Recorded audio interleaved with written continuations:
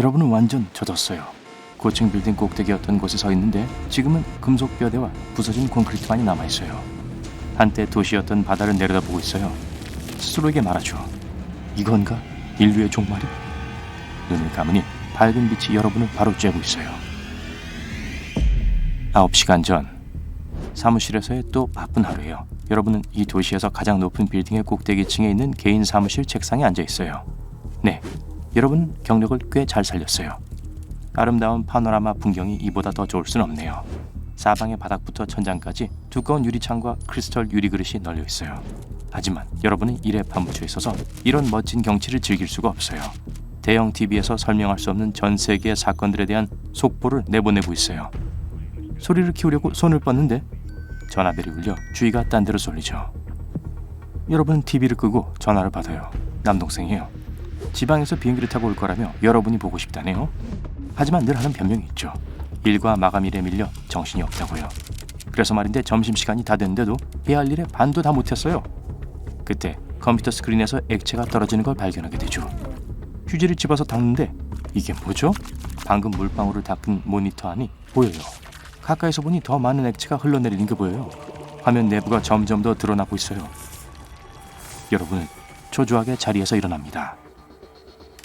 바로 그때 눈앞에서 물방울이 굴러 내려가는 게 보여요. 또 내려와요. 안경을 획 잡아당겨보니 렌즈도 녹고 있는 것 같아 보여요. 여러분 누군가에게 전화하기 위해 핸드폰을 잡아요. 하지만 번호를 누르자마자 더 많은 액체가 느껴져요. 핸드폰 화면도 녹아서 온몸으로 뚝뚝 떨어지고 있어요. 여러분은 공포에 질려 방 건너편으로 휴대폰을 내던져요. 그때 창문 너머를 보게 되죠. 구석구석에서 액체가 쏟아져 내리고 있어요. 천천히 다가가서 살펴보는데 가슴에서 심장이 튀어나갈 것 같아요. 손가락으로 찔러보니 두꺼운 12cm의 유리창이 바로 뚫려버리네요. 그러고는 손 전체를 찔러 넣어보죠. 반대편에서 바람이 손을 스쳐요. 팔을 뒤로 다시 빼서 액체를 닦아내요. 갑자기 유리 전체가 녹더니 폭포처럼 씻겨 내려가요. 그러면서 사무실 전체 파노라마 유리가 녹아 액체로 변해요. 다시 뉴스를 보기 위해 TV를 켜고 TV 화면이 완전히 녹기 전에 무슨 일이 일어났는지 살짝 알게 되죠. 회의실로 내려가 오래된 유선 전화기를 이용해서 전화를 걸어보려고 해요. 하지만 안 걸려요.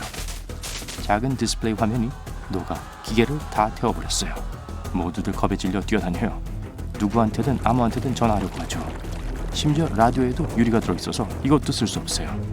겁에 질린 동료들에게서 갑자기 전 세계적으로 유리가 녹아내리는 일에 대해 조금씩 듣게 돼요. 전 세계적으로 모든 유리가? 단지 항아리, 병 그리고 그릇뿐만이 아니에요. 집 단열재, 거울, 전구, 케이블, 여러분을 둘러싸고 있는 많은 것들에 유리가 들어있어요. 이거 안 좋아요. 다른 사람들과 함께 건물 밖으로 뛰쳐나왔어요. 바로 발목까지 물이 차올라네. 모든 차와 버스에는 창문이 없어요. 신호등과 가로등 유리도 녹아 빗물처럼 사람들한테 떨어지고 있어요. 동생이 시내로 날아오고 있는데 저 위에서 일어난 일을 생각하면 몸서리 쳐질 수밖에 없어요. 삼중 유리창 녹아서 객실이 감압되면서 모든 공기가 밖으로 빠져나갈 거예요. 비행기 안엔 토네이도가 치는 것 같을 거예요. 앞 유리는 녹아서 조종사들의 얼굴 앞에서 사라지겠죠. 사실 비행기 창문은 유리가 아니라 아크릴로 되어 있기 때문에 동생이 탄 비행기는 괜찮을 거예요. 하지만 여러분은 그걸 모르고 동생이 위험에 처해 있다는 생각에 속이 메스꺼리죠. 이 끔찍한 생각을 머릿속에서 떨쳐내요. 동생에게 어떻게 하면 연락이 닿을 수 있는지를 알아내야 해요. 하지만 그 전에 이 모든 것으로부터 안전하게 기다릴 장소를 빨리 찾아야 해요. 눈에 보이는 모든 거리에 교통체증이 걸려 있어요. 여러분의 사무실 앞에 있던 쇼핑몰에는 한때 거대한 유리벽이 있었는데 모두 사라졌어요. 한 무리의 사람들이 우르르 몰려나와요. 사람들과 물고기? 그때 기억이 나죠. 최근 쇼핑몰 안에 거대한 수족관을 설치했다는 걸요. 전 세계 온갖 종류의 이국적인 물고기들이 있었죠. 아래를 내려다보니 발 주위에서 물고기들이 헤엄치는 게 보여요. 여러분은 아파트를 향해 뛰어가기 시작해요. 그리 멀지 않으니 제 시간에 도착할 수 있을 거예요. 하지만 도시에 더 깊이 들어갈수록 더 많은 액체를 밀고 가야 해요. 무릎까지 올라왔어요. 이젠 엉덩이, 허리까지요. 시내에 도착할 때쯤 가슴까지 올라왔어요. 거의 다 왔어요. 하지만 건물에 갈 수가 없어요. 파도가 너무 세고 가는 길에 장애물이 너무 많아요. 핫도그 값 한 대가 여러분을 지나 떠내려가네요. 여러분이 갑자기 임시 뗏목 같은 것에 매달렸을 때 물이 코까지 차올랐어요. 다른 사람들도 타고 있네요. 비좁아서 앉을 곳도 거의 없어요. 물살이 뗏목을 점점 더 빠르게 도시를 떠내려가게 만들어요. 그리고 그때 그걸 보게 되죠. 한때 모든 사람들이 자전거와 스케이트보드보다 타고 내려가는 걸 좋아했던 언덕이 아무도 원치 않는 역대급 워터파크 놀이기구가 된 걸 말이죠. 다들 떨어지기 전에 꽉 잡아요. 와, 이건 급류타기보다 더 세네요. 모두가 배에서 튕겨져 나와 유리 홍수에 빠져요. 여러분은 뗏목으로 헤엄치려고 하다가 그걸 보게 돼요. 그것들이죠. 수십 개의 상어 지느러미 말이에요. 당연하죠. 도시에 거의 당도했어요. 상어들이 여러분을 향해 헤엄치기 시작해요. 상어의 한낱 간식이 되기 전에 여러분은 가장 가까운 건물의 창문으로 재빨리 헤엄쳐 들어가요. 상어는 들어올 수 없어요. 안전해요. 지금은 말이죠. 이 건물, 도시 전체가, 전 세계가 모두 물속에 잠기려고 해요. 유일한 선택은 옥상으로 가는 거예요. 하지만 계단을 올라갈 때 쓸려 내려오는 물이 여러분을 자꾸 밀어내요. 그러는 내내 낮은 층의 물은 여러분이 올라가는 곳보다 더 빨리 차오르고 있어요. 드디어 당도에서 눈앞에 펼쳐진 풍경을 보게 돼요. 고층 빌딩과 언덕 위에 있는 모든 걸 빼면 거의 모든 게 물에 잠겼어요. 유리로 된 홍수가 해안까지 밀려와 지금은 바다와 뒤섞였어요. 여러분은 화물선 몇 척이 시내로 떠내려가 건물을 들이받고 더 큰 혼란을 일으킨 걸 봐요. 이건가? 인류의 종말이? 눈을 감았는데 밝은 빛이 여러분을 바로 쬐고 있어요. 헬리콥터가 여러분을 향해 바로 빗줄기를 겨누고 있고 오를 수 있게 사다리를 내리고 있어요. 주저하지 않고 여러분은 사다리로 올라 몸을 말리죠. 조종사가 뒤돌아보는데 이게 무슨 일이죠? 여러분을 보러 시내에 온 동생이에요.